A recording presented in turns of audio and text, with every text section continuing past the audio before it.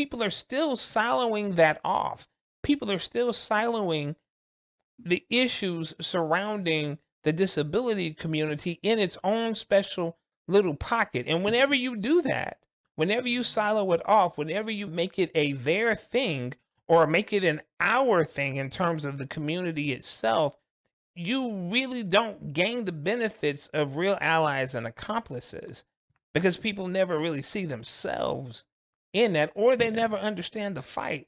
So what ends up happening many times is it's still being approached from a charitable perspective. It's what I'm doing for them. Hmm. It's what society is doing for those people over there, not realizing that those people over there are society, not Mhm. realizing that I am a part of them.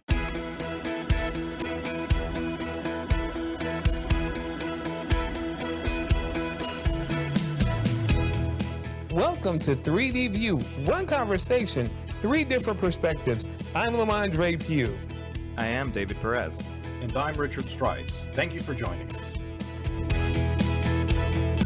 Hello, everyone, and welcome to another edition of 3D View. Today, I wanted to bring a topic that's been bothering me a lot, and I want to hear Lamondre's and Richard's perspectives on it, and actually everyone who's listening to this, because I know that most of our audience is involved in the same industries that we are and must be facing the same things. The thing is that I've been working on an academic paper recently, and the paper is about development, international cooperation for development, and the inclusion of people with disabilities in Costa Rica, specifically. That paper is, of course, about development and how countries can cooperate together to include people with disabilities in terms of development. And I started having conversations with different people in academia across the world, not only here in Costa Rica, but across the world. And a comment that I kept receiving was, "That's very innovative. I love what you're doing because it's approaching it from a very innovative perspective." And of course, I thanked them and I kept moving on. But after I kept receiving it once and twice and 3 times and 4 times, I started to think, is this really as innovative as they think it is? Because from my perspective, from the work that we do, from where we are, from where I'm standing, it's just another piece in the puzzle of actually trying to make people realize that inclusion needs to include, like, development needs to include everyone. But then another piece of the puzzle hit me. I was writing a phrase, and since it's an academic paper, they told me, try to find someone that supports what you're saying here, because it might not be as you think it is. And I was hard pressed 2 hours of research online to find someone that supported what I was trying to say. And that's that you cannot have real development if you don't include people with disabilities. And that shocked me. That shocked me to the core, because everything that we do is trying to include people with disabilities and include all these enfranchised communities to achieve success in development for everyone. And not seeing that's not out there in academia means that's not out there in government. That's not out there in religious institutions. That's not out there. So I started looking outside of my box and realized that we are way far behind from where we think we are. We try to move from conversations that we've been having for years because we think that's enough. We've solved that problem, but we haven't.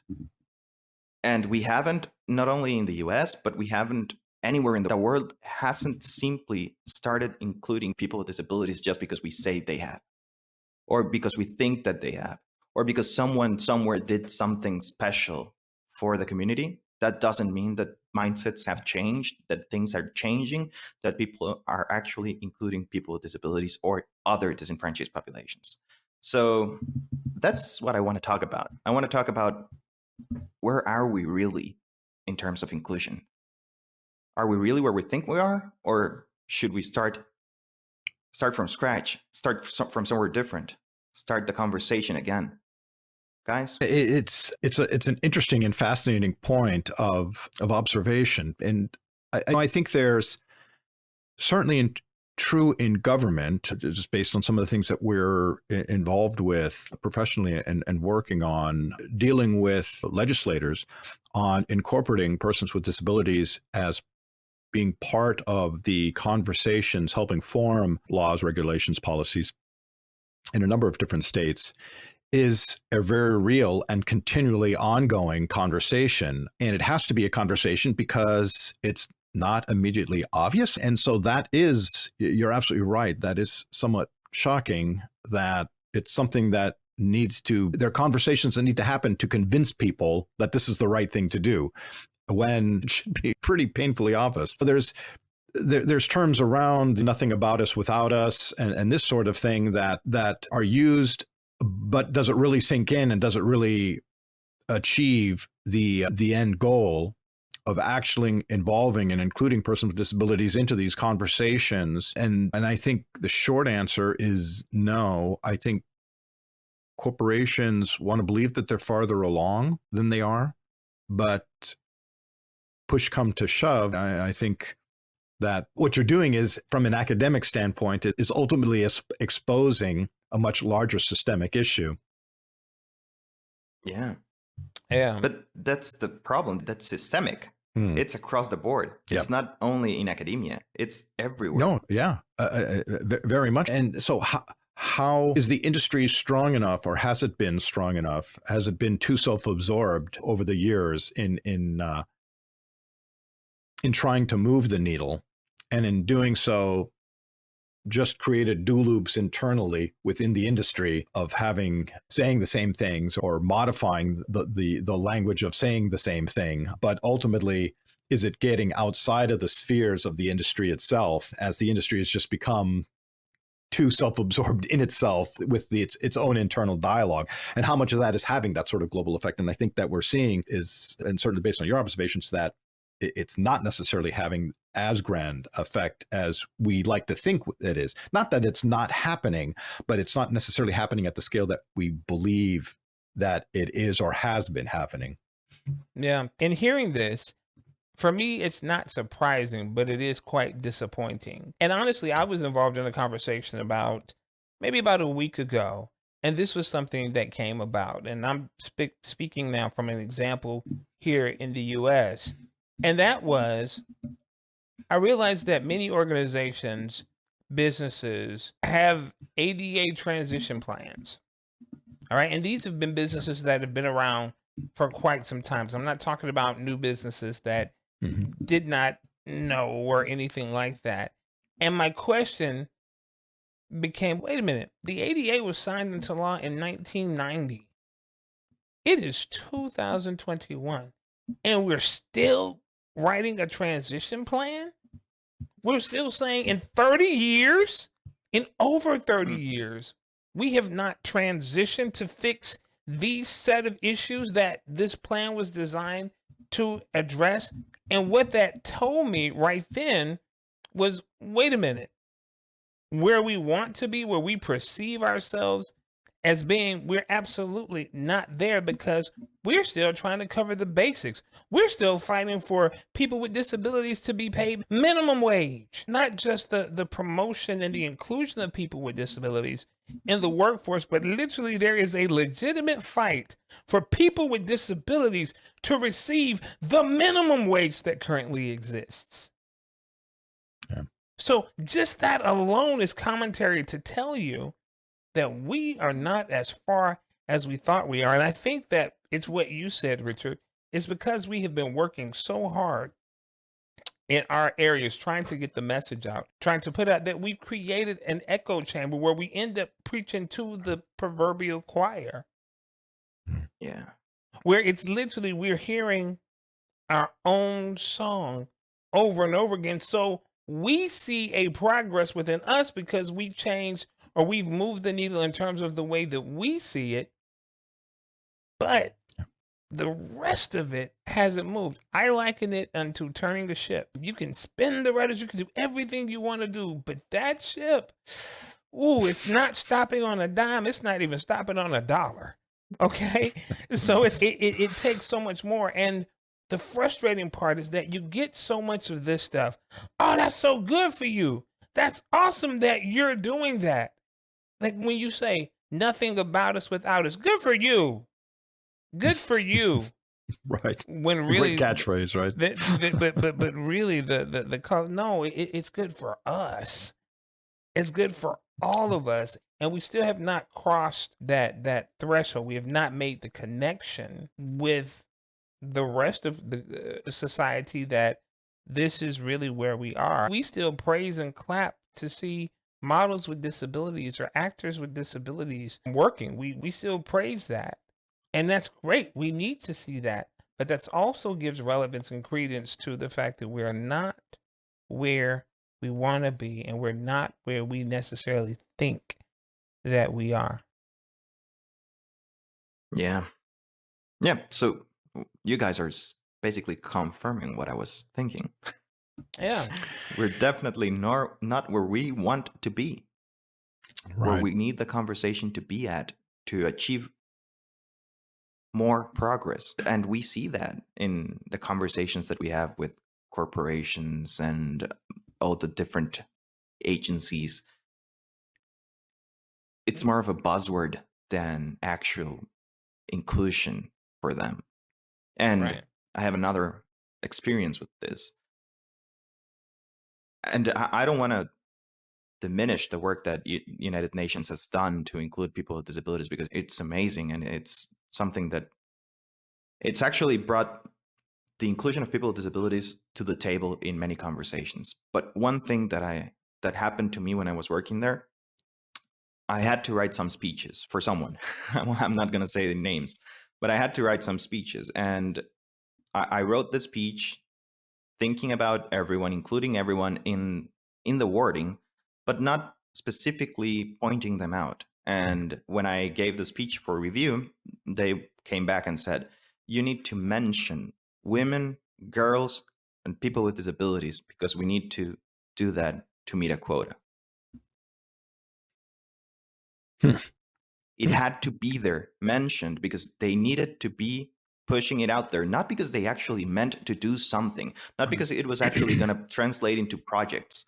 They needed it there because it was a directive from headquarters that everyone had to mention girls, women, people with disabilities, and indigenous people in their texts, speeches, and whatever that came out.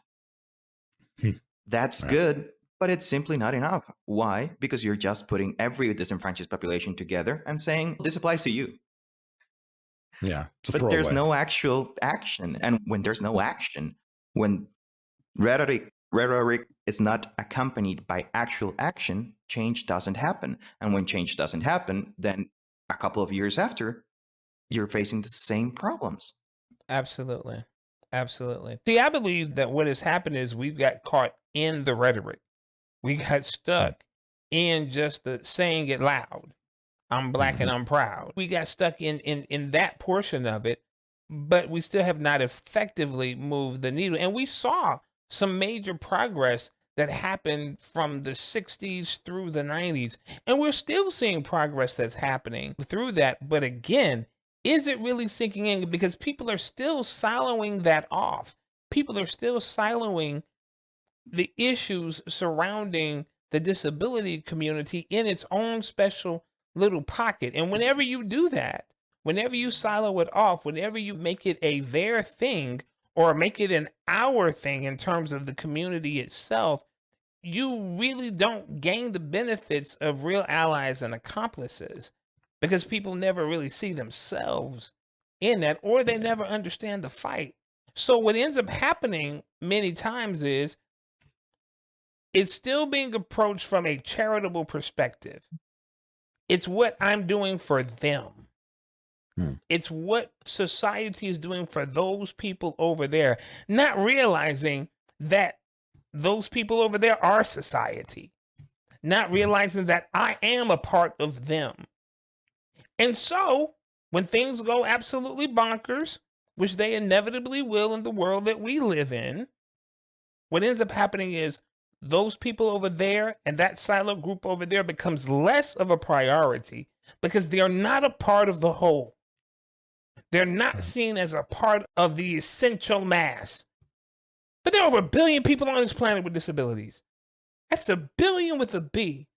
The largest minority group that anybody can join at any time. But we're still siloed off. And some of that is our fault. Some of that is, and when I say our, I'm talking about people with disabilities. I'm one of them, just in case you didn't know that. Some of that is our fault because we end up a lot of times infighting for a piece of the pie in terms of, okay, I have a mobility impairment, so this is my issue, or I have an intellectual disability, so these are this is the pie that I'm fighting for over here. And doing that, we effectively lessen the power of our numbers. We lessen the power of the connectedness that we have. We lessen the power of the unity that we could have. And of course, what happens then is that people see us as pocketed and siloed. Yeah, it's so interesting because you bring up a couple of great points. Certainly since the inception of the ADA, from that point forward, it was always just about compliance, code, satisfying a requirement, and not necessarily looked at for the reason why it was put into place to begin with, to be more inclusive to a portion of society that had been ignored or disenfranchised because of the inaccessibility of the environments at the time that existed. And the end game of the inclusiveness of how and why the ADA came about suddenly became flipped on its head and was all about just checkbox compliance. And as a result, the attitude of that has really been ingrained into that any conversation about accessibility and inclusion immediately snaps to the compliance checkbox idea or thought process, whether it's a corporate, organization or an individual or whatever. Unfortunately, that's just the way we've filed that. And as you said, what certainly compounds and exasperates that issue is the horrible fractionalization of the person with disability community to begin with, because like you said, everyone is vying for the attention of garnishing that piece of the pie and coming up with the solution for their individual group or what have you. And that, of course, weakens the strength of the any overall strategy to generate true inclusiveness as a societal necessity. And so what's interesting is the times that we're in right now as a result of COVID and the isolation that we've been, I think what's happened is that has actually helped expose the realities that many persons with disabilities face on a day-to-day basis that now many individuals across a much broader spectrum of the population are experiencing firsthand. And that's created a little bit more empathy for the isolational aspects and the inaccessible aspects of persons with disability. And your analogy of the boat, I think, is spot on, because we're a super tanker that culture society right now. We're a super tanker that's going full speed ahead. And with what's happened with COVID, trying to steer left to now try to absorb perhaps larger, to adjust, like corporate America and everything having to adjust how they do business now and everything. And all of that has exposed so much of these cracks and fissures that have existed in our society. It's really made them much more obvious that there is some rethinking that's happening.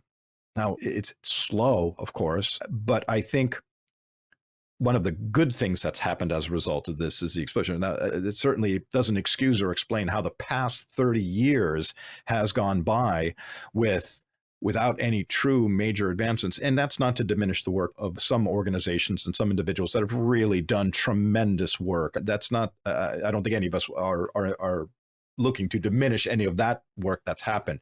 We're talking in a very broad sense, and how 30 years later, the fact that you have to try to convince legislators to include persons with disabilities into the conversation that affect them is shocking. Yeah, you mentioned something, Richard, about things being relegated to regulation and code. And here's one of the issues. Whenever we adopt the mentality, that is what the principal piece Right. of it is, and not about the spirit of Right. why you're doing these regulations, why you have these codes. Whenever you adopt that it is, when you adopt the mentality that it is about regulation and codes, you are inherently you're put at Right. odds with the way that society is actually set up. Mm. Automatically it's there, it becomes an adversarial Yeah. relationship. And Very true. because here's the thing, you cannot legislate an attitude. You cannot legislate how someone is feeling or thinking about something. So the thing is to reflect on the spirit of the law and what those advocates and what those policymakers, what their agenda was when creating these laws. It was not about the regulation and the code, even though that's a necessary piece of it. It Right. was not about checking the box, even though that may be a necessary piece of it. But it is about the inclusion, the human interactions that bring us together in human settlements. So it's almost like we're having to, it wasn't just planting the seed, but it's getting people to recognize the plant that seed is there to produce. But we're still looking at the root system to And the that's what flower. happens when you don't water it or nurture or care for it. It never sprouts, or it's horribly stunted in its growth pattern. I think this, everyone had absolutely the best intention with the spirit to which the ADA was put into place and signed and all that. And I think what happened over the years quickly after that is the fact that uh, uh, industries and companies, and as soon as dollars were associated with it, it suddenly started becoming this other thing that created and shifted focus from the spirit of what it was intended for, to become this other thing that took a life of its own, and really dramatically diminished ultimately what the spirit of it was, because it was all about X number. I have X number of restrooms, which means I have to have so many stalls that are Accessible. compliant. And so how can I configure this where it costs me the less? It became a game, right? It became, what can I do to meet the requirement without actually interfering or providing as much access, because they had it in their head that somehow that was more expensive. And as a result of just the year after year of this sort of mentality, it framed and created this other thought process about what accessibility really is versus compliance, not realizing that, in fact, the compliance aspect of it is just an ends to the means. The idea and the reason is accessibility. Yeah. Yeah. You guys are talking about the ADA, and I just want to make the point that around the 1990s, when the ADA was Mhm. approved, all the countries in Latin America approved laws protecting the rights of people with disabilities. Yeah. So there's a very interesting paper published by the Economic Commission for Latin America and the Caribbean, ECLAC, that's titled From Legal Recognition to Real Inequalities. Because even though people with disabilities across the continent found legal recognition of their rights, inequalities became that much more real. They never got their rights protected, even though they were legally recognized. And that was published in 2011, and I don't think things have changed much Yeah. since then. Hmm. And one thing that I find very interesting is that whenever you talk to someone about inclusion of people with disabilities, they they listen. It's not like they don't want this to happen. They're just overwhelmed by the unknown nature of disability to most people. They don't understand the community, and they don't understand how to include them. So when it doesn't become a part of their lives, like if it's not someone they know that has a disability, or they themselves have a disability, they're not going to take any action, because nothing in their lives is making them think about people with disabilities. society as a whole has made it clear that people with disabilities are hidden from most people. A lot of people in Costa Rica, and I can tell you that by experience, don't have a relation with anyone with a disability until they go to college. Hmm. Imagine how inclusive a society like that is. And how inclusive can you expect it to be if you don't know what the problem is, if you can't actually recognize it or understand it? Are you going to do something to solve it? We got to remember that people have, every person is a world. It's a saying in Latin America. Every person has a lot of things that they're dealing with. And trying to get them to think about accessibility or inclusion needs to come from what Lamandra was saying, a mindset change. Mhm.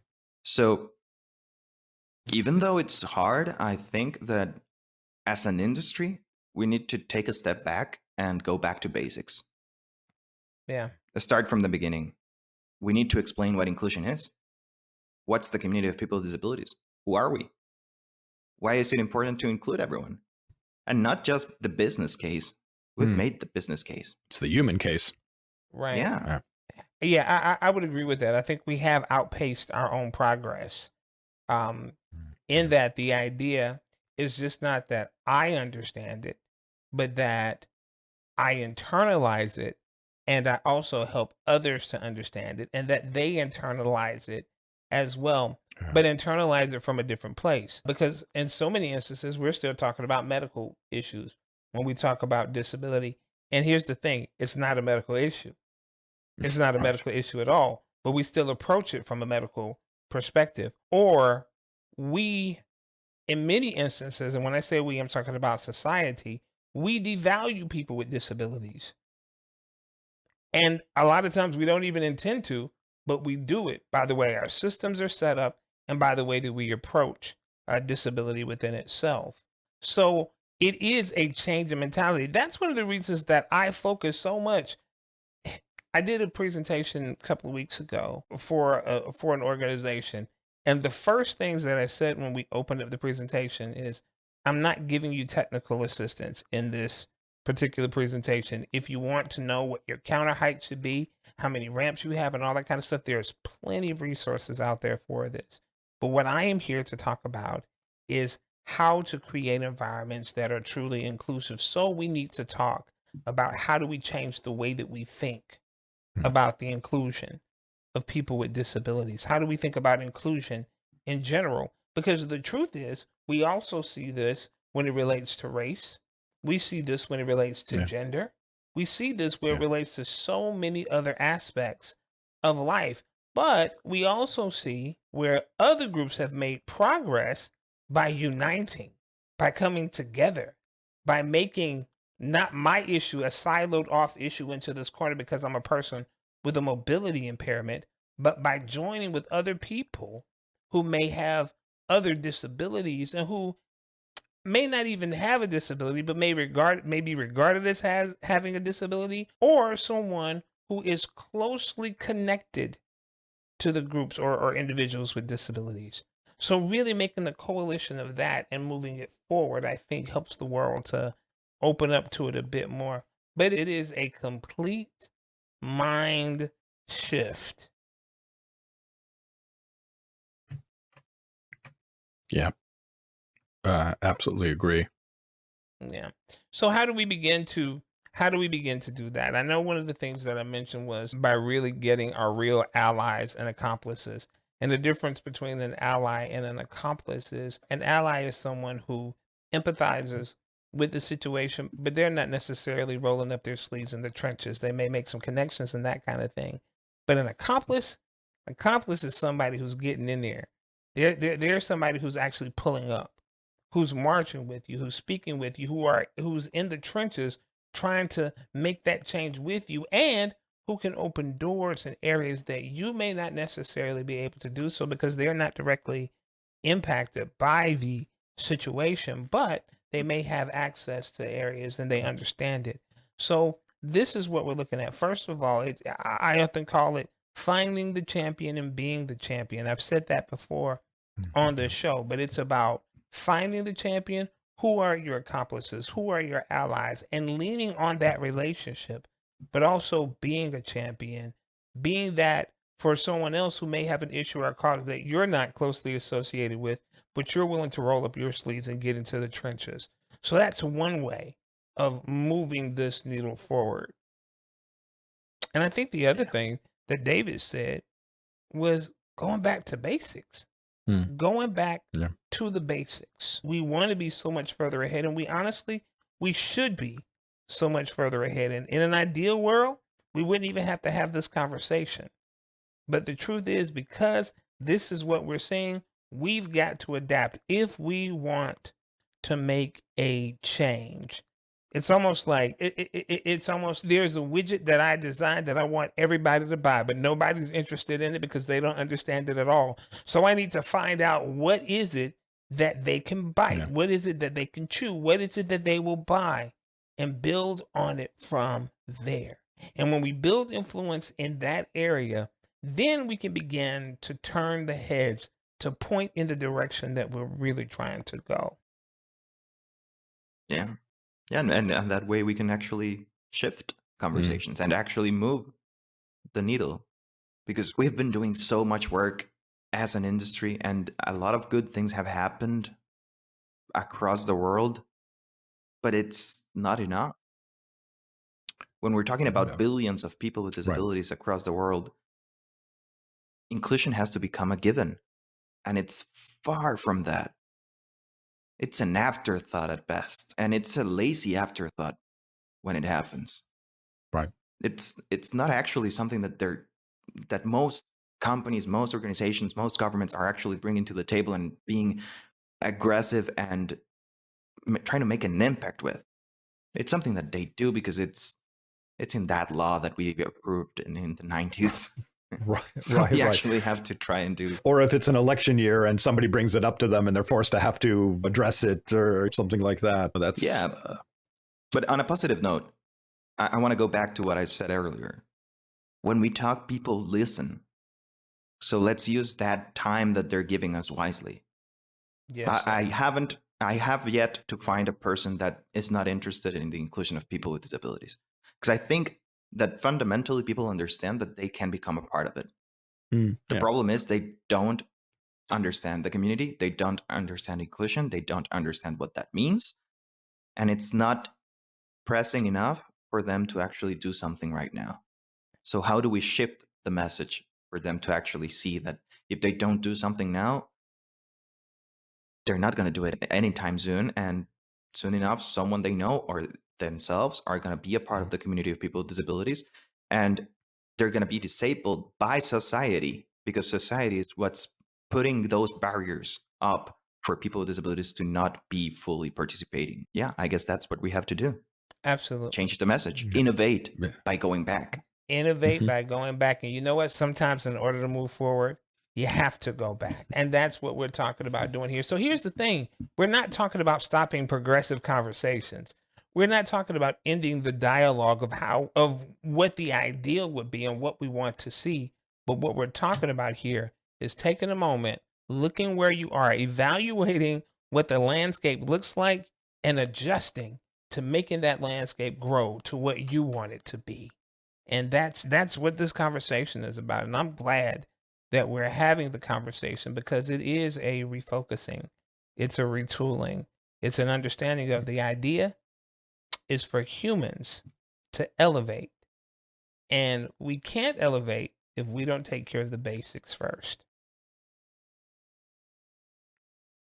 Yeah. Thank you for listening. Thanks for joining us this week on 3D View. Make sure to visit our website, ruglobal.com/3dview.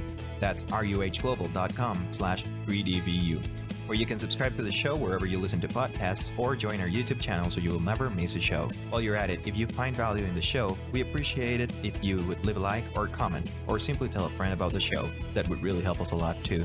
If you would like to join our conversations, you can join our Facebook community, 3D View, 3 Perspectives, 1 Conversation.